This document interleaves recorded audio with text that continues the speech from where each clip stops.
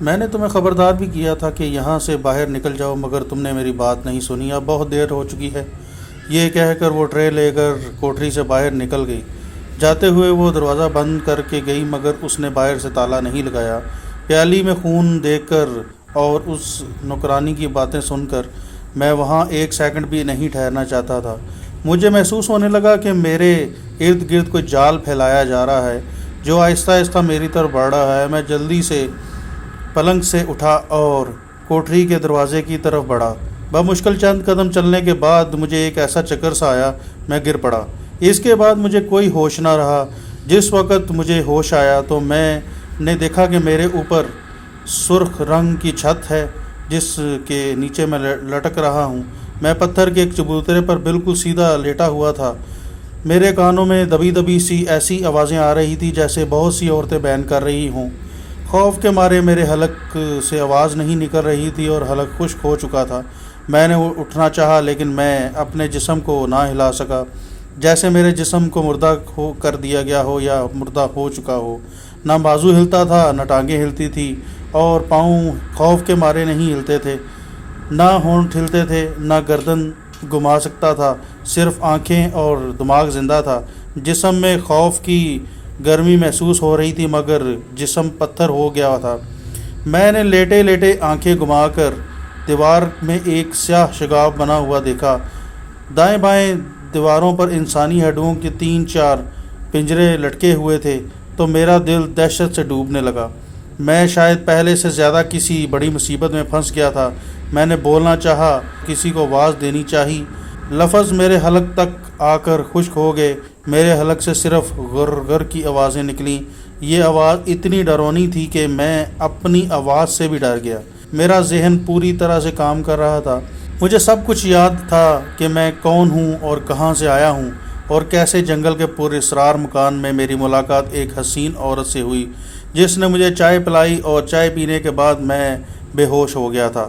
عورت کے بیان کرنے کی آوازیں جو پہلے دور سے آ رہی تھی اب میرے قریب سے آنے لگیں۔ مجھے ایسا محسوس ہوا جیسے میں مر گیا ہوں اور میرے عزیزوں اور اقارب میرے ارد گرد بیٹھے میری میت پر رو رہے ہیں۔ پھر یہ آوازیں آہستہ آہستہ دور ہونے لگیں اور اتنی دور ہو گئیں کہ مجھے ان کی بازگشت سنائی نہ دینے رہی تھی۔ میری آنکھیں سامنے دیوار کے شگاف پر جمی ہوئی تھی۔ میرے دیکھتے دیکھتے شگاف میں سے دھواں سا اٹھنا شروع ہو گیا۔ پھر اس دھوئیں سے ایک شکل ابھرنے لگی۔ اس شکل نے پہلے رام پیاری کی شکل اختیار کر لی جو لاہور کے ایک مندر کے باہر ملی تھی اور جس نے مجھے اس عذاب میں ڈالا تھا۔ اس کے بعد رام پیاری کی شکل درگاوتی کی شکل بن گئی۔ اس کے بال کھلے ہوئے تھے مگر اس کی آنکھوں میں مسکراہٹ کی بجائے غضب اور غصہ تھا۔ چنگاریاں پھوٹ رہی تھی۔ دہشت کے مارے میرے حلق سے ایسی دبی دبی آواز نکل رہی تھی جیسے کوئی انتہائی بے حسی کے عالم میں گررا رہا ہو۔ درگاوتی کی شکل بھی تبدیل ہو گئی اور اب اس کی جگہ ایک ایسی بھیانک شکل نمودار ہوئی جس کو دیکھتے ہی میری روح لرز گئی۔ یہ پاتالی چڑیل کی شکل تھی۔ اس کے بال بکھرے ہوئے تھے، آنکھیں لال انگاروں کی طرح دہک رہی تھی، سرخ زبان باہر لٹک رہی تھی، منہ میں سے 2 نوکیلے دانت چھریوں کی طرح باہر کو نکلے ہوئے تھے۔ اس کے سر میں سے دھواں امڑ رہا تھا۔ پاتالی ایک بھیانک چیخ کے ساتھ شگاف میں سے باہر آ گئی۔ اس کا عریاں جسم بن مانس کی طرح بالوں سے بھرا ہوا تھا اور اس کے مکروع جسم سے دھواں اٹھ رہا تھا اور ساتھ ہی دھوئیں کی لہریں ادھر ادھر پھیل رہی تھی۔ اس نے دونوں بازو کھول رکھے تھے۔ ایک ہاتھ میں سیاہ رنگ کا سانپ تھا اور دوسرے ہاتھ میں ایک چمگادڑ تھی جس نے اپنے پر پھیلائے ہوئے تھے اور اپنی ڈراؤنی خون آلودہ تھوتنی میں سے عجیب آوازیں نکال رہی تھی۔ پاتالی شگاف سے نکل کر میرے اوپر آ کر جھک گئی۔ میں نے آنکھیں بند کرنا چاہی لیکن میں اپنی آنکھیں بند نہ کر سکا۔ پاتالی نے سانپ مجھ پر چھوڑ دیا اور چمگادڑ کو اڑا دیا۔ سانپ میرے جسم پر رینگنے لگا۔ چمگادڑ نے کمرے کا ایک چکر لگایا اور بھربھراتی ہوئی سیدھی غوطہ لگا کر میری گردن سے چمٹ گئی۔ اس نے پنجے میری گردن میں گاڑ دیے اور اپنا منہ میری گردن کے دائیں جانب لگا دیا۔ مجھے اپنی گردن میں سے ایک باریک دانت چبھنے کی تکلیف محسوس ہوئی۔ وہ میرا خون پی رہی تھی۔ میں ایک ایسے مردے کی طرح چبوترے پر پڑا ہوا تھا جس کی رگوں میں خون کی گردش ہو رہی تھی، مگر جس کا جسم بے حس و حرکت تھا۔ پتالی میرے اوپر جھکی اپنی انگارہ آنکھوں سے مجھے دیکھ رہی تھی۔ چمگادڑ جب میرا خون بھر کر پی چکا تو پتالی نے اسے میری گردن سے کھینچ کر الگ کر دیا۔ چمگادڑ کے منہ کے ساتھ میرا خون لگا ہوا تھا۔ پتالی نے چمگادڑ کو اپنے منہ کے ساتھ لگا لیا اور وہ اس کا خون پینے لگی۔ پتالی نے اپنا خون آلودہ منہ میرے ساتھ لگایا۔ مجھے خون کا ذائقہ محسوس ہوا۔ یہ انتہائی کڑوا خون تھا۔ میرے حلق سے اذیت ناک ڈراؤنی آوازیں نکل رہی تھیں۔ دہشت نے مجھے سن کر کے رکھ دیا تھا۔ پھر سانپ میری گردن سے لپٹ گیا جہاں سے چمگادڑ نے میرا خون پیا تھا۔ سانپ نے بھی وہاں اپنا منہ لگا دیا۔ شاید اب وہ میرا خون پینے لگا تھا۔ پتالی نے سانپ کو بھی ایک جھٹکے سے میری گردن سے الگ کیا۔ اب وہ میرے پاؤں کی طرف پورے قد سے کھڑی ہو گئی تھی۔ اس کے جسم سے دھواں اٹھنے لگا۔ اس کے ہونٹوں سے میرے خون کے سرخ ریشے بہہ رہے تھے۔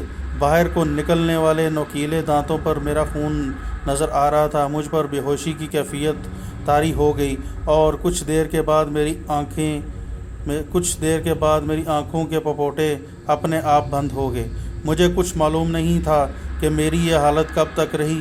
صرف اتنا محسوس ہوا کہ کچھ ہاتھوں نے اٹھا کر کسی دوسری چیز پر ڈال دیا۔ پھر میرا ہوش و حواسوں نے کوئی جواب نہ دیا۔ جب مجھے کچھ ہوش آیا تو میں نے آنکھیں کھول کر دیکھا۔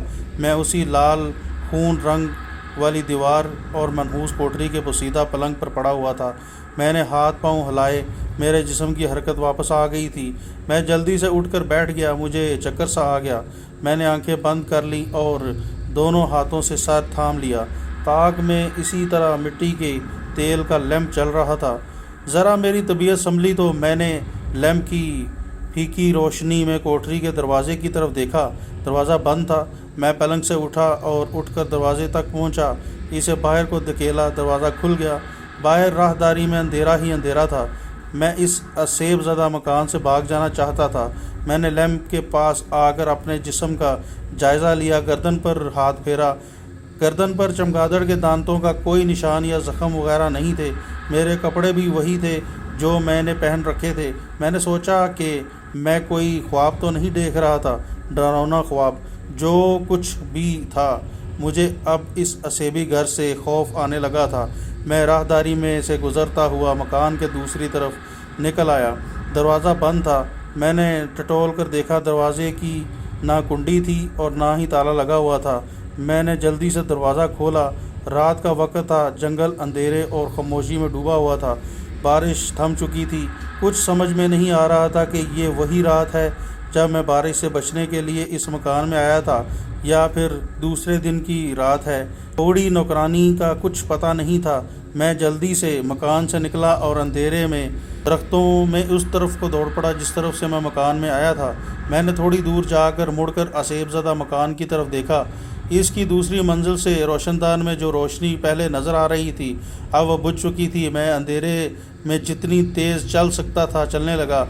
کبھی خیال آتا کہ یہ سب کچھ میرا وہم تھا کہ میں مکان میں داخل ہوا اور مجھے ایک بوڑھی نوکرانی کوٹری میں لے گئی اور پھر ایک عورت درگا دیوی تھی، اس سے میری ملاقات ہوئی جس نے مجھے چائے میں کچھ پلا دیا اور میں بے ہوش ہو گیا۔ اور اس کے بعد ڈراؤنا ڈرامہ رچایا گیا جس کے تصور سے ہی میرے جسم کے رونگٹے کھڑے ہو جاتے تھے۔ کبھی خیال آتا کہ نہیں، یہ سب کچھ میرے ساتھ حقیقت میں ہو چکا ہے، لیکن میری گردن میں خون چوسنے والی مکروہ چمگادڑ کے دانتوں کا ایک بھی نشان نہیں تھا۔ جنگل میں وہی کھلی جگہ آ گئی جہاں درخت نصف دائرے کی شکل میں کھڑے تھے۔ یہاں سے ایک دھندلا سا راستہ بائیں جانب جھاڑیوں میں جاتا تھا۔ میں اس پر چل پڑا۔ دور چلنے کے بعد ایک تالاب سا آ گیا۔ میں تالاب کے قریب سے ہو کر گزر گیا۔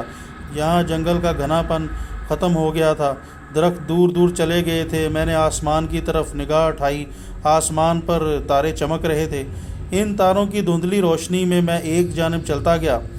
جنگل کی تازہ فضا میں سانس لینے سے میری طبیعت پہلے سے بہتر ہو گئی اور میں صحت مند انداز میں سوچنے لگا۔ چلتے چلتے میں ایسی جگہ پر پہنچ گیا جہاں سامنے کچھ ٹیلے اور چٹانیں دکھائی دے رہی تھی۔ مجھے یاد آ گیا کہ میں کامنی نرتکی کے کھنڈر کے قریب پہنچ گیا ہوں۔ اس نے یہی نشانی بتائی تھی اور میں یہاں ایک مرتبہ آ چکا ہوں۔ میں چٹانوں میں سے گزرتا ہوا پہاڑی ٹیلے کی طرف بڑھا۔ آخر مجھے ستاروں کی پھیکی روشنی میں ایک عمارت نظر آئی۔ مجھے یاد آ گیا یہی وہ کھنڈر ہے جہاں کامنی نرتکی رہتی ہے اور جسے لوگ مرن گاڑ کے نام سے پکارتے ہیں، اور جس کے بارے میں مشہور تھا کہ اس کی طرف کوئی بھی جاتا ہے وہ واپس زندہ نہیں آتا۔ کھنڈر سنسان پڑا ہوا تھا۔ اس کے اندر کامنی نرتکی کی ایک چھوٹی سی کوٹری تھی جہاں اس نے شیولنگ کا بت رکھا ہوا تھا جس کی وہ پوجا کرتی تھی۔ میں کھنڈر میں پھونک پھونک کر قدم رکھتا کوٹری کے دروازے تک آ گیا۔ کوٹری کا دروازہ چوپٹ کھلا ہوا تھا اور اندر گپ اندھیرا پھیلا ہوا تھا۔ میں نے آہستہ سے کامنی کو آواز دی، کامنی، کامنی۔ 2-3 بار آواز دینے پر کوٹری میں پہلے گہرا سانس لینے اور پھر کسی کے لباس کی سرسراہٹ سنائی دی۔ میں نے کہا، کامنی، کیا یہ تم ہو؟ اچانک طاق میں رکھا ہوا دیا روشن ہو گیا۔ میں نے دیکھا کہ کامنی طاق کے پاس کھڑی تھی۔ گیروی رنگ کی ریشمی چادر اس نے اپنے بدن پر ڈھانپ رکھی تھی۔ دیے کی روشنی میں اس کا چہرہ پتھر کی طرح ساکت محسوس ہو رہا تھا۔ میں اپنی جگہ پر ہی کھڑا تھا۔ وہ میری طرف دیکھ رہی تھی، میں اس کی طرف دیکھ رہا تھا۔ پھر اس نے دھیمی آواز میں کہا، آخر تمہارے ساتھ وہی ہوا جس کا مجھے ڈر تھا۔ میں نے جواب نہ دیا، اس کا منہ تکتا رہا۔ اس خیال سے میرا دل جیسے ڈوب سا گیا تھا کہ جو کچھ میرے ساتھ گزر چکا ہے اور جسے میں ڈراؤنا خواب سمجھ رہا تھا، کہیں وہ حقیقت نہ ہو۔ کامنی طاق سے ہٹ گئی۔ کوٹری کے درمیان شیولنگ کا ایک لمبوترا پتھر مورت کی طرح زمین سے باہر نکلا ہوا تھا۔ اس کے اوپر پھولوں کا ایک ہار پڑا ہوا تھا۔ شیولنگ کے پتھر کے سامنے آ کر کامنی بیٹھ گئی۔ اس نے کہا، میرے ساتھ بیٹھ جاؤ۔ میں خاموشی سے اس کے سامنے بیٹھ گیا۔ میں اسے بتانا چاہتا تھا کہ میرے ساتھ کیسے کیسے دہشت ناک واقعات ہو کر گزرے ہیں۔ میں نے زبان کھولی ہی تھی کہ کامنی نے ہاتھ اٹھا کر کہا، تمہارے ساتھ جو کچھ ہو چکا ہے مجھے سب کی خبر ہے، مجھے بتانے کی کوئی ضرورت نہیں۔ اس کا مطلب ہے کہ اس نے میرا جملہ مکمل ہونے نہ دیا۔ کہنے لگی، شاید تمہیں معلوم نہیں کہ تم ایک ایسی آفت میں پھنس چکے ہو جہاں میں بھی کچھ نہیں کر سکتی۔ بس اس سے زیادہ کچھ بیان نہیں کر سکتی، اس لیے نہیں کہ تمہیں بتا نہیں سکتی، بلکہ اس لیے کہ خود مجھے اس کو بیان کرنے کی اجازت نہیں ہے۔ اگر میں نے تمہیں ذرا سا بھی بتا دیا تو میں دیوتاؤں کی آگ میں جل کر راکھ ہو جاؤں گی۔ میں پہلے ہی ڈرا ہوا تھا۔ کامنی کی باتیں سن کر اور زیادہ خوفزدہ ہو گیا۔ میں نے کہا، آخر میرا قصور کیا ہے؟ میں نے تمہارے ساتھ یا تمہارے دیوتاؤں کے ساتھ کیا کیا ہے؟ ان کا میں نے کیا بگاڑا ہے؟ اور یہ آفت میرے اوپر کس طرح نازل ہوئی؟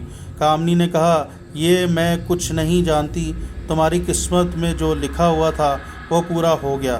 مجھے غصہ آیا۔ میں نے کہا، تو پھر میری بھی ایک بات سن لو۔ میں مسلمان ہوں، ایک اللہ کے سوا کسی کو معبود نہیں مانتا۔ میں تمہارے بتوں کو جھوٹا سمجھتا ہوں۔ میرا ایمان تم سے زیادہ پختہ ہے۔ مجھے اپنے اللہ پر یقین کامل ہے۔ تمہارے دیوی دیوتا، تمہاری چڑیلیں چاہیں کچھ بھی کر لیں، وہ میرا کچھ نہیں بگاڑ سکتی۔ کامنی خاموشی سے اور تحمل سے میری باتیں سنتی رہی۔ جب میں چپ ہو گیا تو وہ بولی، مجھے خوشی ہوئی ہے کہ تم اپنے ایمان پر قائم ہو۔ شاید یہ تمہارا پختہ ایمان ہی کا کرشمہ ہے کہ تم ابھی تک زندہ ہو، لیکن ہونی ہو کر رہتی ہے۔ سنسار میں ہونی کا چکر بھی ہو کر رہتا ہے۔ ہونی تم پر وار کرے گی، وہ تم پر وار کرنے سے باز نہیں آئے گی۔ تمہارا ایمان جب تک تمہارے ساتھ رہے گا تمہاری حفاظت کرتا رہے گا۔ میں نے کہا، میں تمہاری ہونی وغیرہ کو کچھ نہیں سمجھتا۔ میں تمہارے پاس اس لیے آ گیا ہوں کہ میں تمہیں اپنی داستان سنانا چاہتا تھا۔ اب میں جا رہا ہوں، میرے ساتھ جو کچھ ہوگا میں دیکھ لوں گا۔ کامنی نے آنکھیں بند کر لیں۔ میں بھی خاموش ہو گیا۔ دیے کی لو ساکت تھی۔ روشنی میں کامنی کا چہرہ کسی مورتی کی طرح لگ رہا تھا۔ اس نے میری طرف نگاہیں اٹھا کر دیکھا اور پرسکون آواز میں بولی، تم پر جو آفت نازل ہو چکی ہے میں اسے دور نہیں کر سکتی، یہ میرے اختیار سے باہر ہے، لیکن اتنا ضرور کر سکتی ہوں کہ جب تمہاری ہمت جواب دے جائے گی اور زندگی رشتہ توڑ دینے والی طاقتیں تم پر حملہ کریں گی تو تمہاری مدد کو آ جاؤں گی۔ میں نے تلخ لہجے میں کہا، مجھے تمہاری مدد کی ضرورت نہیں، مجھے سوائے خدا کے اور کسی کی مدد نہیں چاہیے۔ کامنی نے آہستہ سے کہا، یہ بھی خدا ہی کی مرضی ہے کہ میں تمہاری مدد کروں، مگر تم تو بت پرست ہو، ایک خدا پر ایمان تمہارا کیسے ہو سکتا ہے؟ پھر تم یہ بات کیسے کر سکتی ہو؟ کامنی نے نفی میں سر ہلاتے ہوئے کہا، تم نہیں سمجھو گے ان باتوں کو۔ اگر تمہیں میرا کچھ بھی خیال ہے، اگر تمہیں اپنا کچھ خیال ہے تو آئندہ اپنے ایمان کو کمزور نہ ہونے دینا، آئندہ کبھی اپنے خدا کے ساتھ کسی دوسری طاقت کا سہارا تلاش کرنے کی کوشش نہ کرنا، کسی دوسری طاقت کو خدا کے ساتھ شریک نہ کرنا۔ تم سے ایک ایسا ہی گناہ سرزد ہو چکا ہے، شاید تم یہ اسی کی سزا بھگت رہے ہو۔ یہ ساری مصیبتیں تمہاری اپنی بلائی ہوئی ہیں، کسی دوسرے نے تمہیں اس میں مبتلا نہیں کیا۔ یاد رکھو، انسان ہمیشہ اپنی لائی ہوئی مصیبتوں میں مبتلا ہوتا ہے، اس سے زیادہ اور کچھ نہیں کہوں گی۔ کامنی کی ایک انگلی میں چاندی کی ایک انگوٹھی ہمیشہ پڑی رہتی تھی، اس وقت بھی اس کی انگوٹھی اس کی انگلی میں ہی موجود تھی۔